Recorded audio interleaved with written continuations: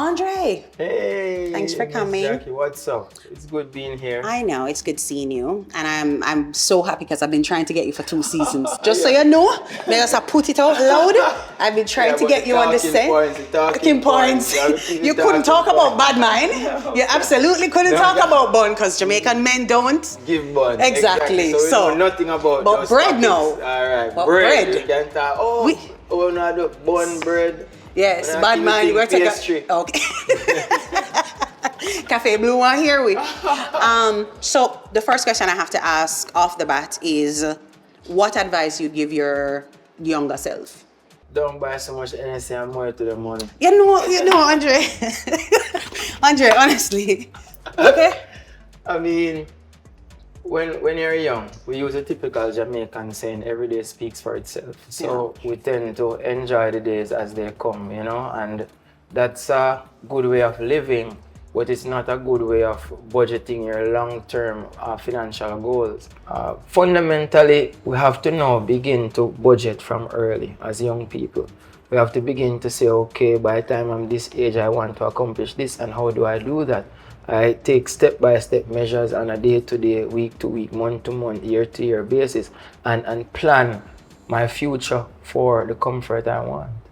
So, what would you say are the unique challenges that monetary policy face in the post-COVID era? The aim of monetary policy in Jamaica is inflation targeting, right? Which is really getting inflation to fluctuate between 4 and 6%. Now, how does a government achieve that, right? They have to send signals to the general population, how to spend, and to say that we have this target and we want everyone to adhere to this target, right? So that's from the Bank of Jamaica side. But you have the Ministry of Transport and the government telling, for example, taxi drivers that they can increase their fares by 20%. So on one hand, you have the central bank that wants an inflation of 5%, but you have the government now telling taxi drivers that they can increase the cost of transporting people by 20%. So those policies are kind of incongruent with each other. So the most fundamental challenge that I see monetary policy facing is working congruent with fiscal policy, working congruent with other government policy to make sure that we achieve those objectives that we set out to achieve. All right, so where do we go from here, Andre, as a country in terms of economic development? Fundamentally, Jamaica, you need economic stability to have economic growth, and you need economic growth in order to have economic development.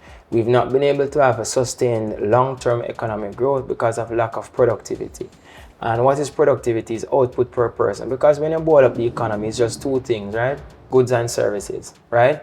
And what my book has shown is that we've not been able to be as productive as we ought to be because of two main factors.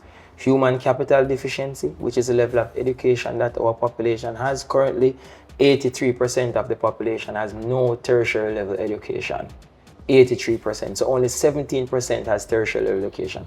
When you boil it down to other qualifications, 60% has no form of qualifications whatsoever. And 65% have no skill certification. So the first thing we have to do is to get that right. You know what I mean? But Jamaica here, a lot of the young people aspire to be what they call fully done. Because Jamaica has established itself as an economy where people believe that money matters. So no matter what education you have, whatever the case may be, once you can make money, your money can bring you through. Because your money can pay this, pay that, pay who for pay, to get your thing done. And the young people have been emulating this because they see it as a functioning thing. We have to reorient how we view academics and education and knowledge. The more prosperous countries are countries that have high level of academic achievements. And it's through these academic achievements that people tend to create new products, tend to innovate, and tend to build vertically on production processes. What's the most expensive thing you're wearing right now? No problem, my watch. Most times, yeah, my watch will be the most expensive thing that I'm wearing. What's the most expensive thing you are wearing? No, everything free I'm wearing. Everything free? Yeah. So Yardwear is the jewelry, and then Rose's Couture is the outfit. The outfit. Yeah, but not because they get them free, so they don't have a price. But I don't know what them cost. No. Hold on. My hair. Oh, yeah, hair. My hair. Jesus Christ. You see that now? Make we start talk about the thing. No, yeah. My hair. I love women. Let's start there. You don't need to spend money on some other things. Imagine if you're at home and your man have to spend money on hair, nails, and eyelash and stuff. Go cut down your amount of things when you can do it in the house or so, you know. When you can spend the money more wisely sometime, man. Tell her this with woman, and this I wanted to say. Fine, go ahead. A lot of things that women think that they're doing to make them look pretty, and man don't really like it. So yes, sometimes I eyelash them if them put on good, then kind of lift up on the thing. But enough time wig them not look good. And some Stop it, no, Andre. No, I have a serious show. No, enough time. So half and half. Half an hour. Yeah, because women do things to please themselves, you know, even though them think will make man more attracted to them. Enough time when I look at me, I say, God, no. Session ain't look better yesterday.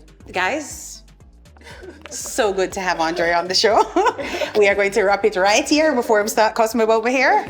It was a pleasure, though. Yeah, really a pleasure. Pleasure seeing you, Mr. Indeed. Wealth of information.